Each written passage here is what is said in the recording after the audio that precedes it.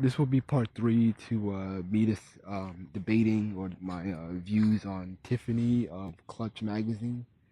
Now, when you talk about domestic violence and rape, I'll admit I can't contest that. I cannot I can't I can't counter it.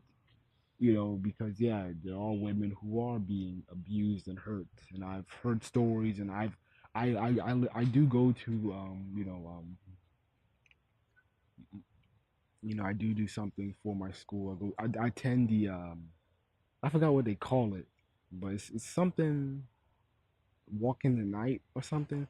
But it's like a little annual discussion on domestic violence month, where on October, people hear you know survivors talk about their experience in domestic abuse, and we hear stories and stuff like that. We light up candles and whatever. So I attend that. But anyways, it does suck, and it does. I understand that black women don't feel protected, and that black boys don't have an instinct, Superman reflex to, fight the perpetrators or fight whoever's harming black women. And it's because black men are raised in areas to where they're not loved and they don't feel wanted. So it's like, okay, I'm not wanted, so what am I doing here? Why should I fight for you? And it's kind of hard, to take, some of these black men talking points seriously. But then again, it is worth noting, like, yeah, the black men in respectability politics when it comes to, black men not liking or approving black women who date thugs. Black men were like, hey, don't date those guys. I've known, I get sick and tired of, you know, seeing cases or stories. I don't see it as much as I used to, but of these sad stories of black women associating themselves with goons, and they ended up getting killed. A couple months ago, probably like 2 months ago, a young girl was sex trafficked in Atlanta, and her body was found naked in a park. She was a young girl who she was struggling to find a job, and she often did music videos and modeling, and she was associated with some questionable dudes. She got pimped and trafficked. She became an escort, and I can't remember the story per se because that was a while ago. But black, when it comes to on point black men, what the problem is that we're not gonna be there because it's like you chose your bed, you laid on it, and it's like respectability politics. When do black men fight for women when these women probably disrespected men who were upholding citizens, or they were respectable and they were decent, and there's not going to be a knee jerk react, or I'll call it a Superman reflex to do anything. So what my thing is that with feminism is that feminism needs to address respect to black boys, and it needs to talk about raising the next generation of black boys to be respectful to women and to fight for women. Um, you know, my thing is that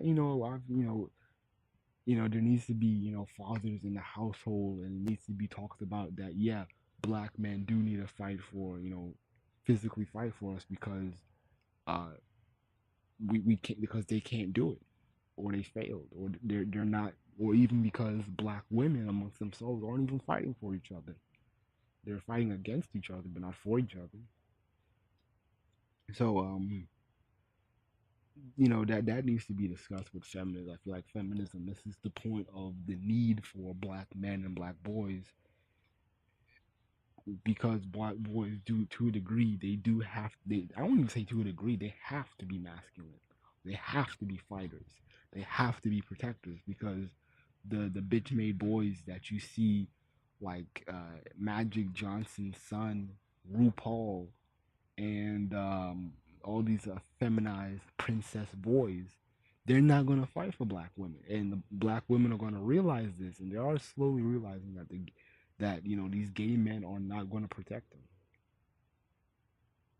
You know, when they get raped or they get molested, the trans man and the trans woman and these gay men, they're not going to fight, or they'll be incapable, and that they're going to need cisgender black men to be there in the communities at night, making sure that, okay, the girls who are going to the college block party go home safely, and that they have a ride, and that they're responsible drivers out there.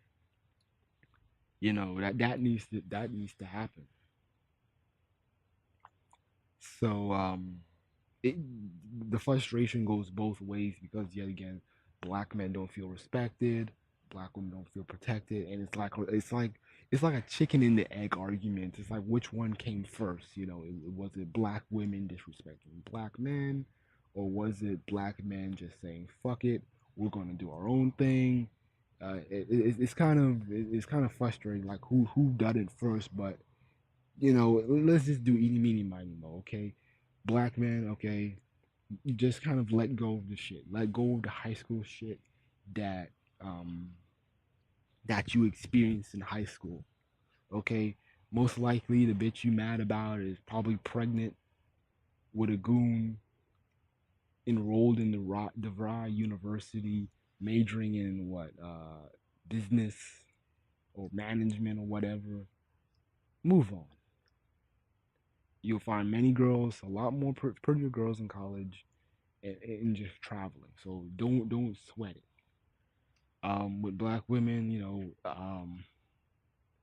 stop putting down black boys um who respect you and are willing to do whatever for you. I'm not talking about that you have to date every night. I'm not talking about dating. I'm not one of those MGTOW guys who have to say, like, I'm not gonna do shit for you unless you have sex with me. I'm not them. What I'm saying is that black women need to show appreciation and support for black men and black fathers in their lives, and enroll masculinity, not this soft bullshit, not boys in dresses or boys wearing makeup. You need to reinforce masculinity and say, hey, you are going to be the man of the house. And being man of the house means that you're going to be the protector. You're going to need to learn how to fight. You're going to need how to learn to protect me and your sister. Black boys used to be taught this, by their parents. I don't know what happened now, but that needs to be reinforced even further. But that's my video. Just making it short.